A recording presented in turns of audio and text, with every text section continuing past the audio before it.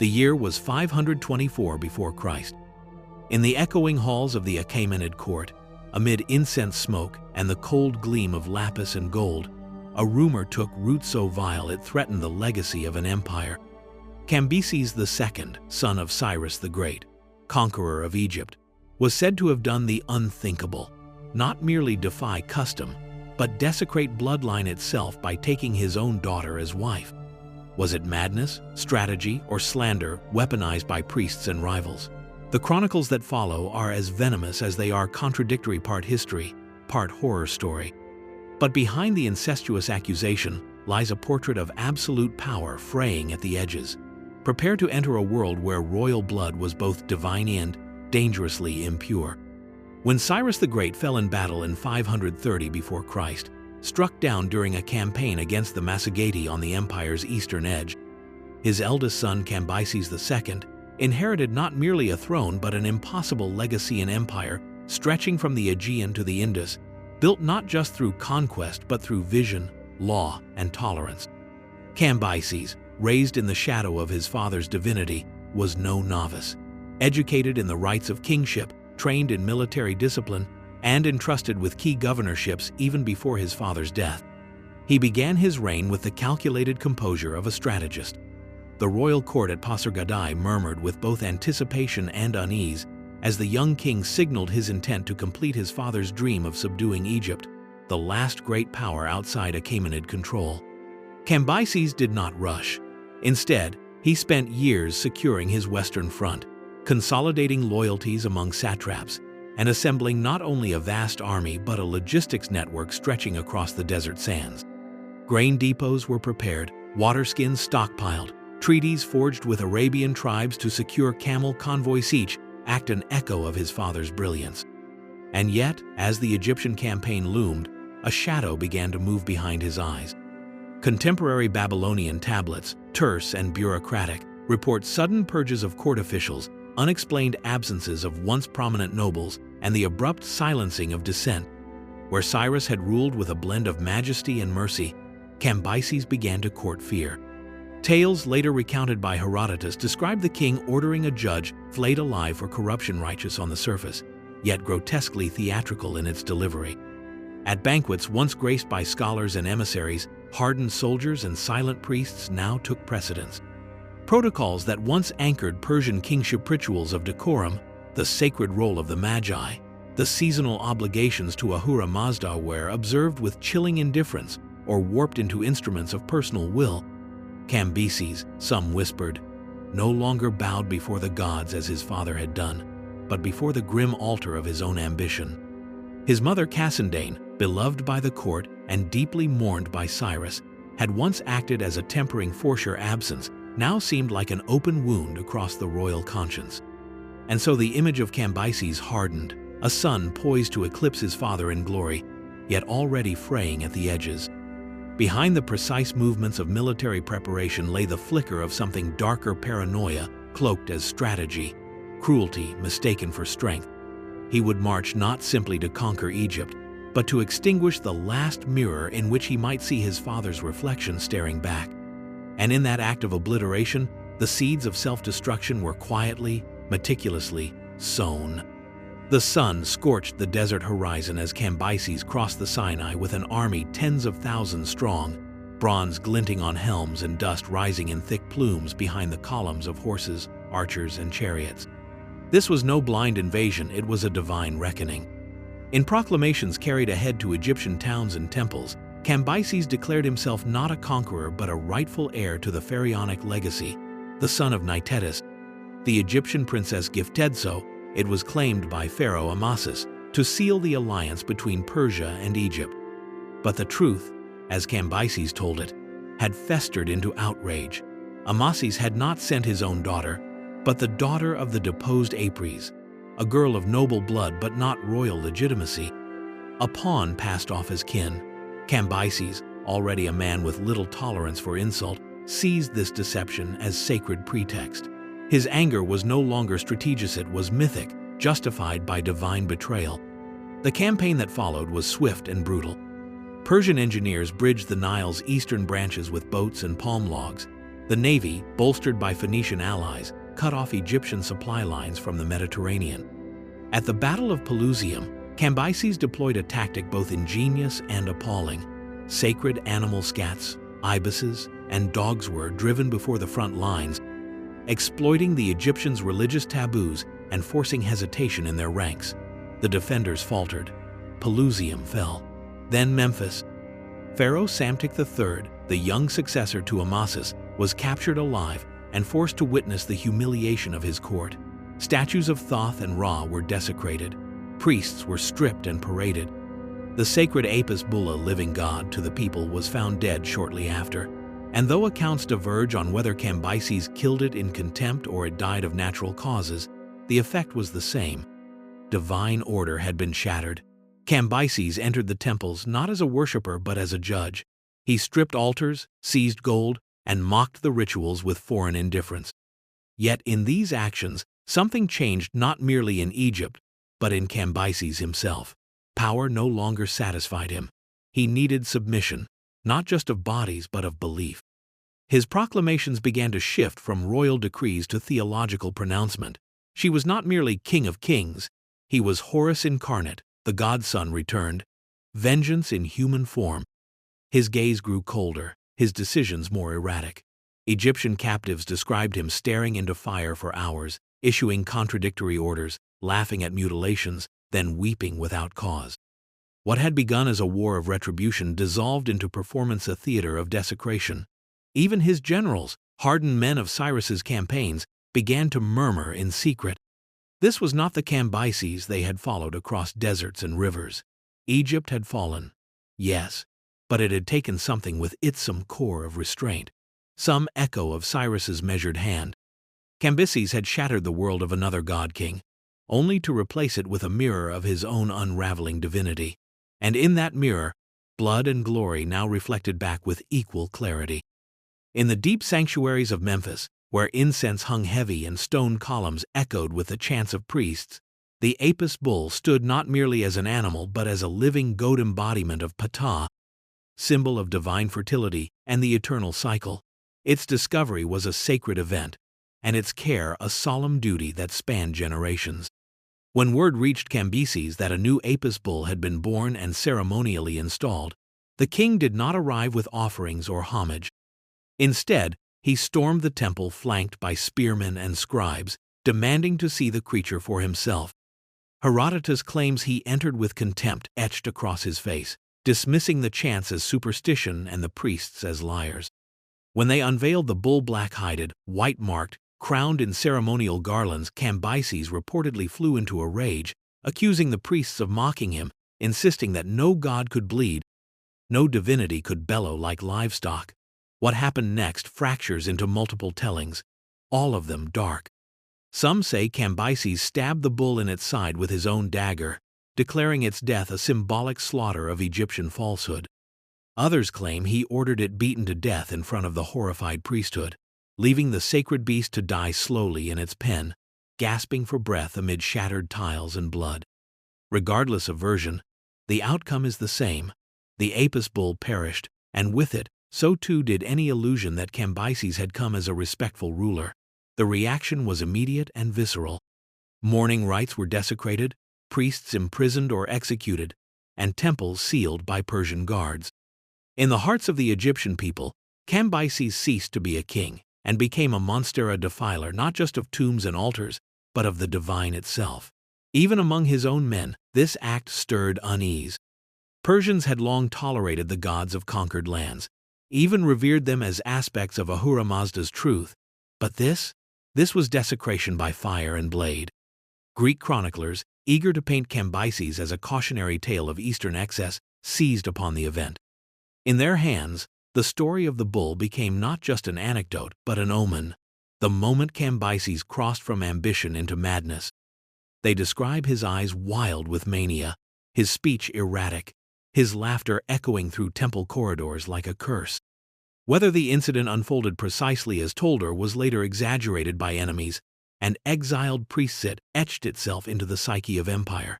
Cambyses was now profane, not just politically, but cosmically. The slayer of a god, the mocker of death and divinity. In the cold, painted walls of Memphis and Thebes, graffiti scratched into the stone would bear his name alongside curses, his image defaced by chisel and fire.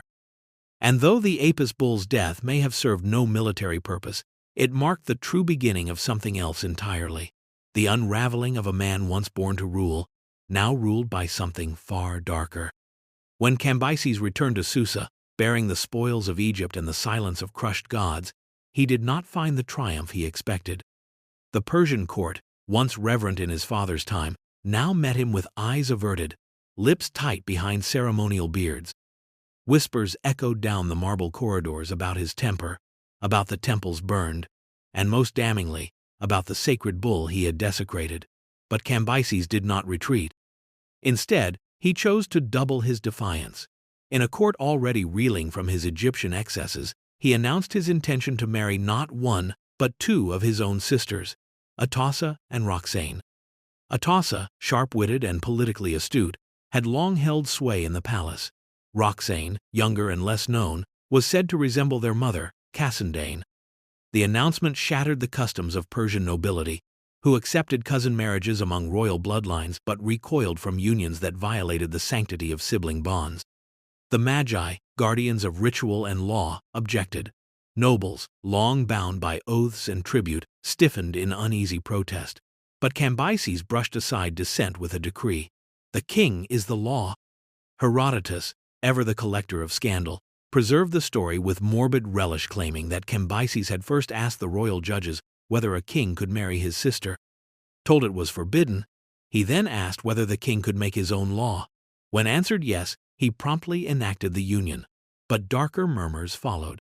Behind closed doors and drawn tapestries, it was whispered that Roxane was not merely his sister but possibly his daughter, born of an earlier, unrecorded liaison during his youth or his Egyptian campaign. The timeline was muddy, the sources contradictory. No one dared confirm it openly, but the idea festered like a wound. If true, it was not merely scandal, it was cosmic defilement. In Zoroastrian cosmology, where order and purity were central tenets, such a violation collapsed the hierarchy of generations, blending bloodlines in grotesque mockery of divine creation.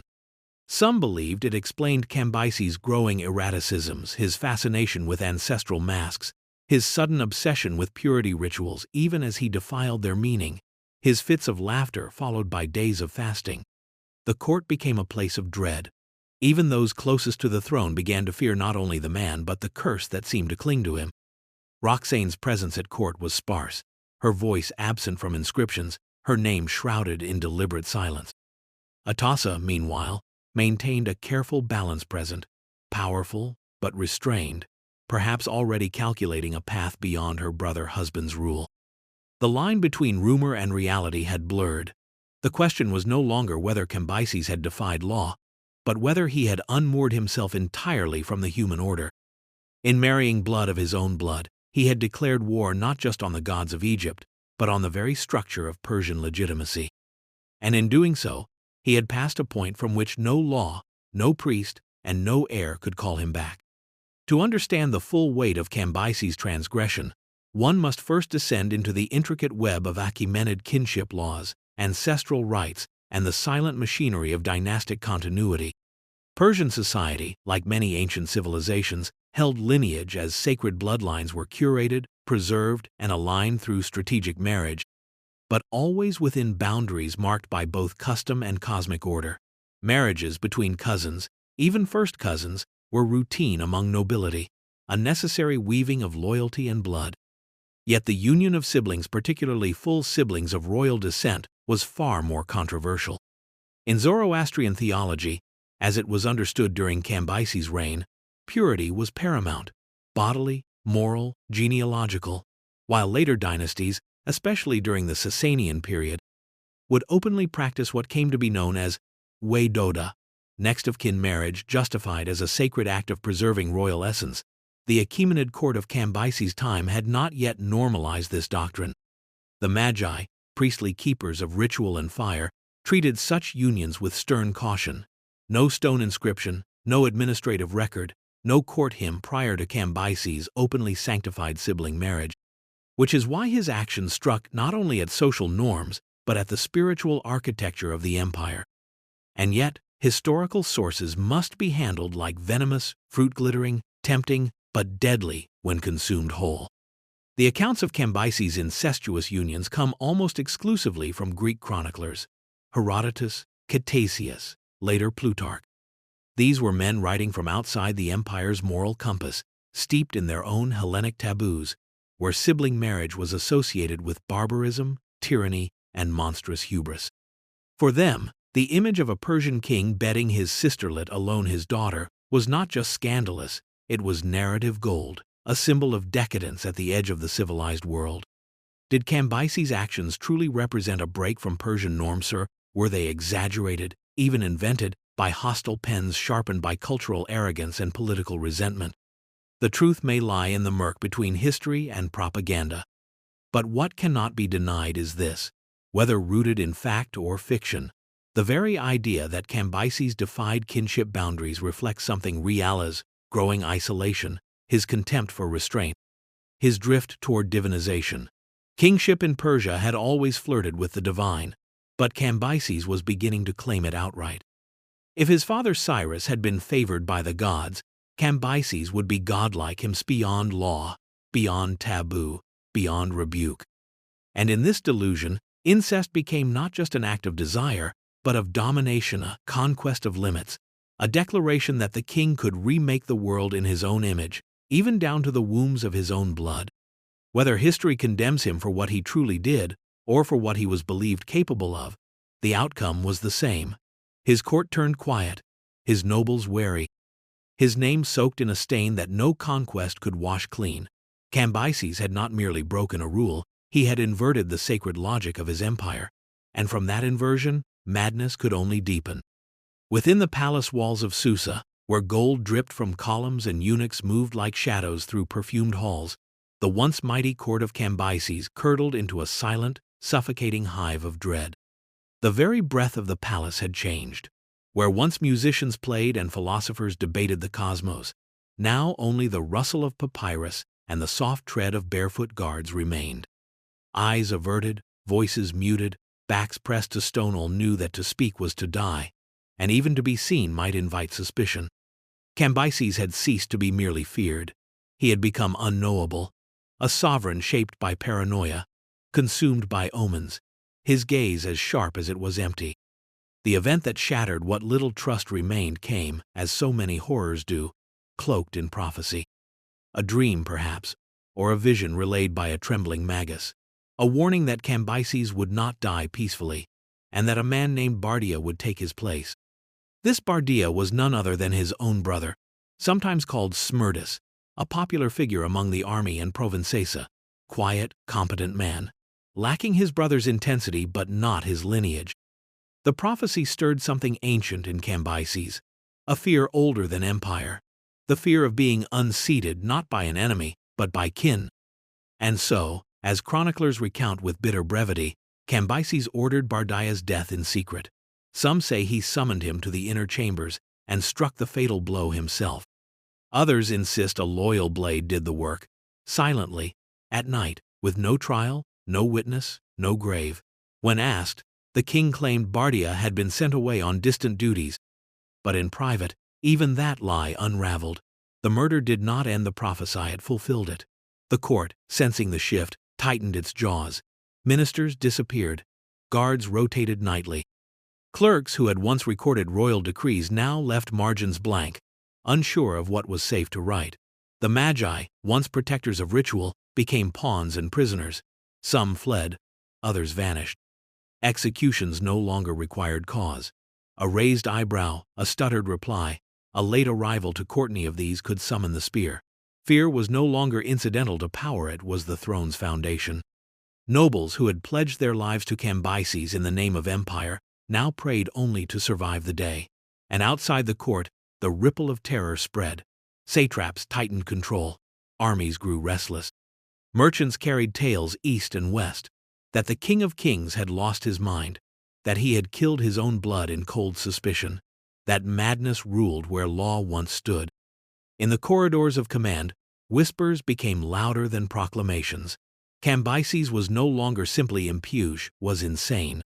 His crown gleamed still, but beneath it, the man who wore it had become something else entirely, a tyrant haunted not by enemies, but by ghosts of his own creation.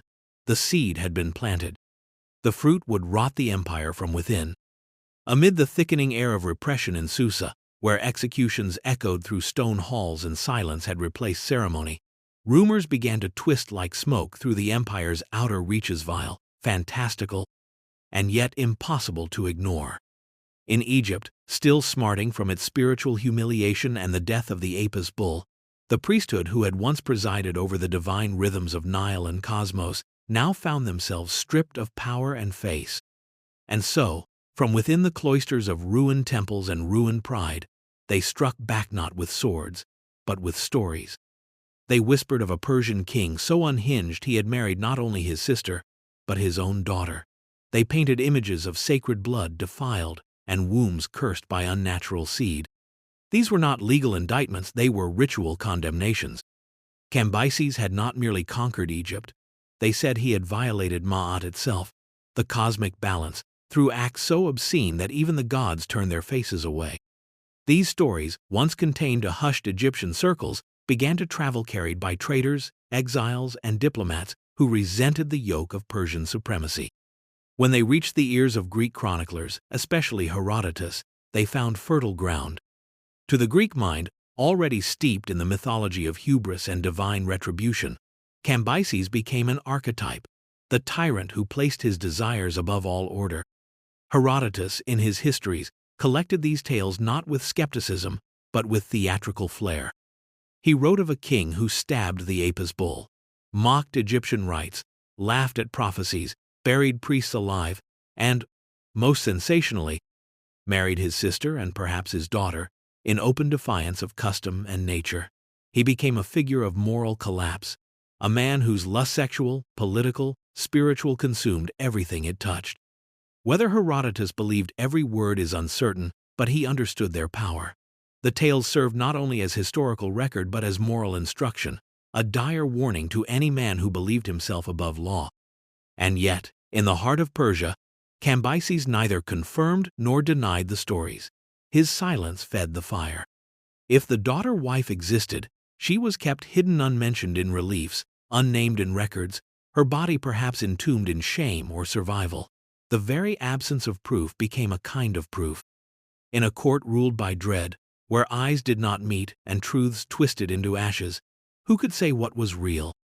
The rumor's persistence revealed more than any inscription. It revealed a king whose madness was now so absolute, so corrosive, that even the most grotesque allegation could be believed without protest. Cambyses had crossed the final threshold, no longer merely feared, but unclean. Not just a king gone mad, but a man who had dragged his own bloodline into the abyss with him. In the hands of Egyptian priests and Greek historians, he was no longer a sovereign of empire. He was the monster at the center of a moral apocalypse. To grasp the portrait of Cambyses as it survives in history, one must pass through the eyes of Herodotus, Greece's father of history, but also its most artful mythmaker. Writing nearly a century after Cambyses' death, Herodotus wove the tale of the Persian king not as a sterile chronicle of dates and decrees, but as a living tapestry of cautionary spectacle where hubris leads to ruin, and impiety corrodes empires from within.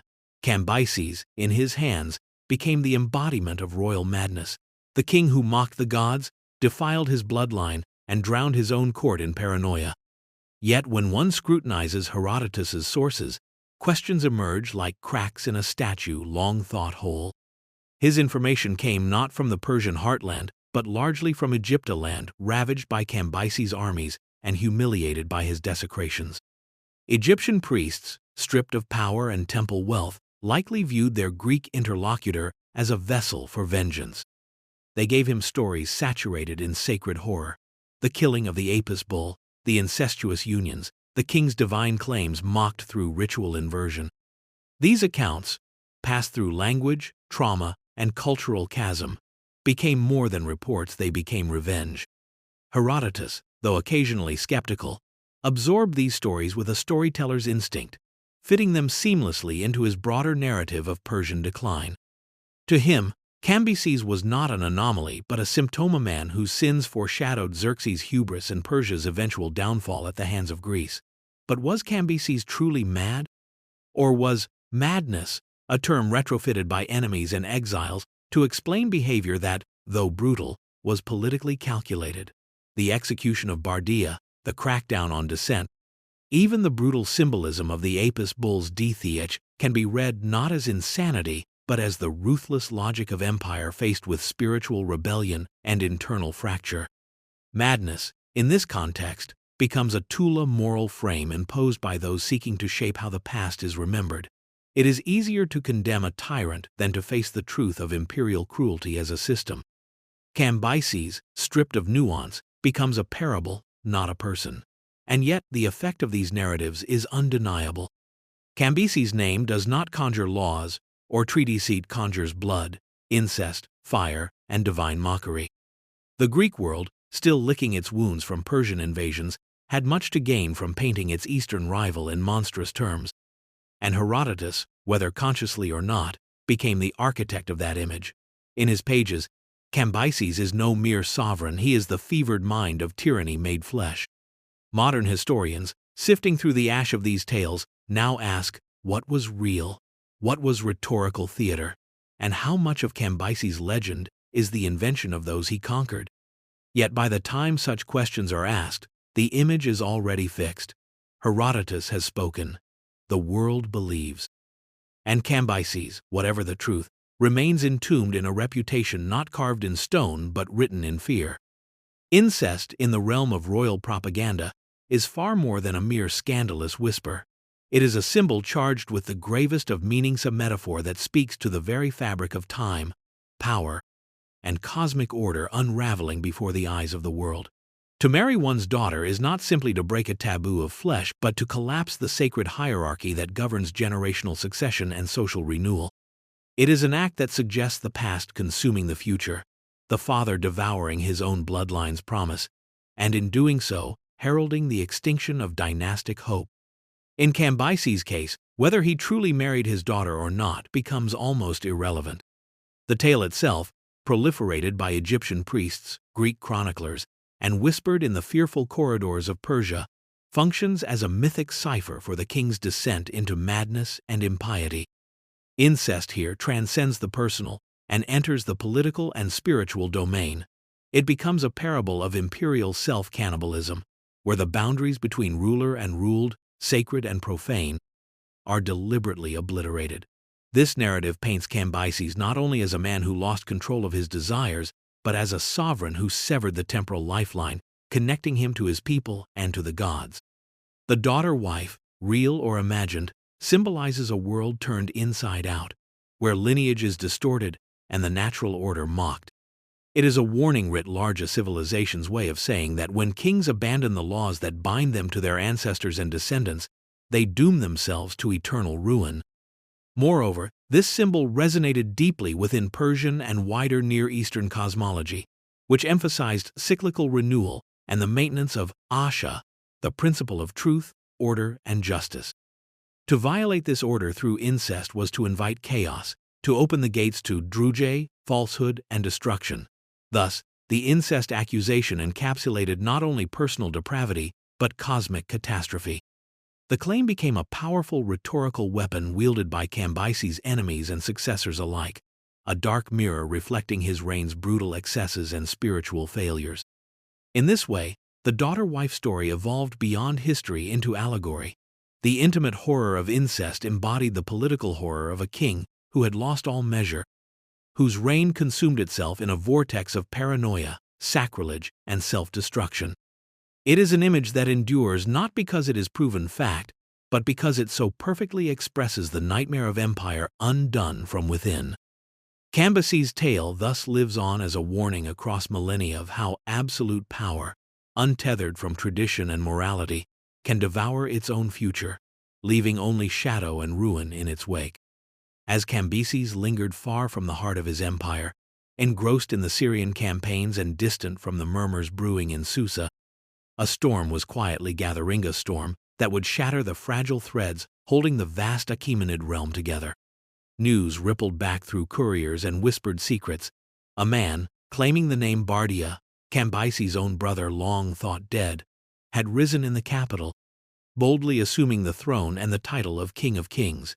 To many, this Bardia was a beacon of hope, the legitimate heir returned to restore order after years of terror and chaos. Yet, beneath this hopeful veneer, darker suspicions festered. Some insisted this Bardia was no brother at all, but an impostor, a cunning magi named Gaumata, exploiting the political vacuum and the people's desperation for stability. This deception, if true, was masterful, a magician wielding illusion to seize the crown. Cambyses, removed by distance, and perhaps blinded by arrogance or madness, struggled to comprehend the betrayal. His hold on power weakened as nobles, satraps, and military commanders, disillusioned and frightened by his caprices, began to question their allegiance. The administration fractured, loyalty was no longer given freely but bartered and withheld like precious coin. Whispers of the true king spread like wildfire through marketplaces and palaces alike, a chorus challenging Cambyses' reign. Governors in the eastern provinces hedged their bets, some pledging allegiance to the usurper, others waiting for the tide to turn. The empire's vastness, once its strength, now became a liability. Communication lagged, orders were ignored, and rebellion lurked on every border. Cambyses' absence was a wound in the body politic, bleeding authority and sowing distrust. With every day that passed without his decisive return, the empire's seams began to unravel. What had once been a realm of divine order risked collapsing into factional chaos. The man who had conquered Egypt and defied gods now faced a foe not of sword or chariot, but of shadow and doubt. In Syria, Cambyses prepared to march home, but the empire he had inherited and fought to extend was no longer his to command. The usurper's rise was not just a political coup, it was a symptom of a king unraveling, a dynasty fraying at its core. The stage was set for the final act of Cambyses' tumultuous reign, where the lines between loyalty and treachery, truth and falsehood, would blur beyond recognition, and the fate of Persia itself would hang in the balance. Cambyses' march home was not the triumphant return of a conqueror reclaiming his rightful throne, but a journey shadowed by portent and decline. Burdened by the weight of rebellion, the fracturing empire, and the whispers that his brother's ghost or impostor had seized his crown, Cambyses traversed harsh landscapes, his mind restless and body weary.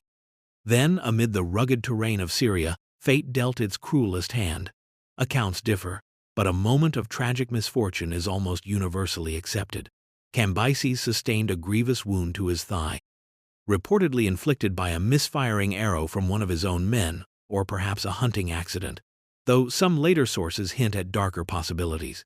The injury festered. Herodotus, with his characteristic blend of narrative flourish and somber detail, describes the wound becoming gangrenous, blackening flesh, seeping poison into veins once strong with royal blood. Other traditions whisper that the king, consumed by despair and madness, took his own life, unable to bear the weight of his failures and the empire's disintegration. Whatever the truth, Cambyses' death was marked not by glory but by silence. There was no grand funeral, no final command to loyal armies. Instead, his body was left to decay in obscurity, removed from the marble halls and sun-drenched palaces he once ruled. His death symbolized the tragic collapse of a reign that had begun with promise and ended in ruin. Far from the adulation of crowds and the fires of victory, Cambyses passed into shadow, a king undone by his own ambitions, haunted by the ghosts of gods and men alike. His empire, vast but fragile, awaited the next hand to grasp its fractured scepter, but the memory of its mad sovereign would linger, a dark legend whispered across generations. In the fading light of his life, the line between justice and fate blurred, leaving only the haunting question of how a son of gods could fall so completely into darkness. In the vacuum left by Cambyses' sudden death, the Achaemenid court became a crucible of chaos and desperate ambition. The usurper, the magi Gaumata, whether truly the brother Bardia or an impostor, seized power with a force that startled nobles and commoners alike, but his reign was short-lived. Within weeks, a coalition of 7 Persian nobles, each a scion of powerful families, orchestrated a coup that would forever alter the trajectory of the empire. Their leader, Darius, a distant cousin to Cambyses and a skilled statesman, emerged from the shadows to claim the throne. Darius understood that securing his legitimacy required more than the sword. It demanded control of the empire's story. To this end, he set about crafting a new narrative that would cleanse the bloodstains of the past and bind the fractious nobles under his banner. Cambyses, once feared and revered, was recast in the annals of power not as a mighty conqueror, but as a madman, unbalanced and dangerous. This portrayal served a dual purpose. It absolved Darius of any complicity in the empire's chaos, and it provided a cautionary tale about the perils of unrestrained ambition. Notably, the most lurid accusations, such as the marriage to his own daughter, were quietly excised from official discourse, deemed too scandalous or unprovable to carry forward. Instead, the focus settled firmly on Cambyses' madness's cruelty, his impiety, his descent into chaos. This narrative, endorsed and propagated by the royal scribes and priests loyal to Darius, took root and flourished, becoming the accepted truth for centuries to come. It was a masterstroke of political historiography. By branding Cambyses as insane, Darius legitimized his own reign as a restoration of order and divine favor. Under his rule, temples were rebuilt, rituals restored, and the empire stabilized. Yet beneath the surface, the specter of Cambyses' excess and madness lingered, an eternal warning etched into the empire's collective memory. The daughter-wife story, though relegated to rumor, continued to echo in the shadows, a ghost of the past that no official record dared name but no subject could entirely forget.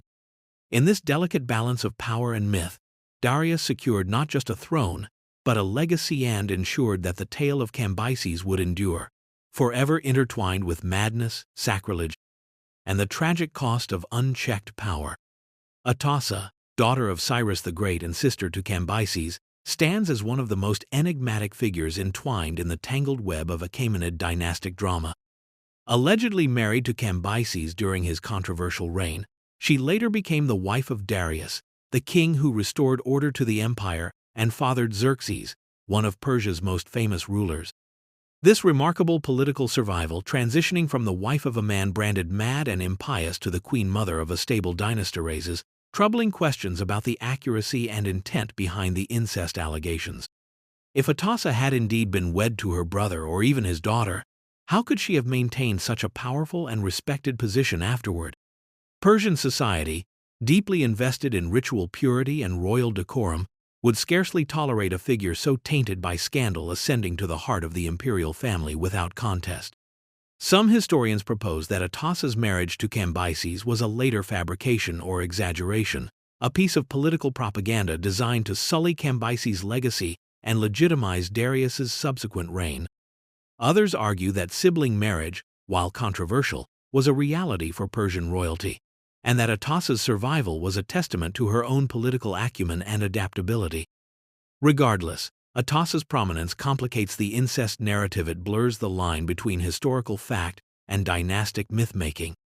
As mother to Xerxes, she wielded influence over Persian politics, religion, and culture, embodying the continuity of imperial authority. Her life stands as a living contradiction to the lurid tales that sought to define her brother-husband's reign, a woman both implicated in scandal and central to Persia's future greatness. Thus, Atossa becomes more than a footnote. She is a symbol of resilience amid chaos and a reminder that history is often written in shades of political convenience and enduring power. History is rarely a simple ledger of facts. It is a battleground where truth and slander clash beneath the weight of power and memory. Cambyses the Second, towering figure of conquest and ruin, occupies this uncertain space at once, a ruthless sovereign whose ambition reshaped empires and a shadowed enigma whose legacy has been carved by enemies and successors alike. His reign was marked by undeniable cruelty, the desecration of sacred temples, the suspected murder of kin, the paranoia that turned court into a prison of fear.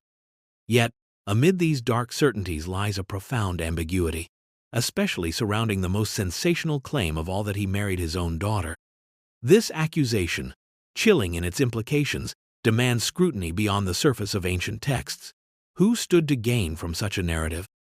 The Egyptian priests, displaced and humiliated, wielded stories as weapons to reclaim lost spiritual authority. Greek historians, observing from afar, cast Persia in monstrous hues, their own cultural biases painting Cambyses as the archetype of Eastern despotism. And then came Darius, whose sanitized recounting of history both condemned and obscured the past, forging a legacy that justified his own rule. The daughter-wife story may be a specter born from these converging agendas, a myth designed to shock and warn, to explain a chaotic reign through the language of taboo.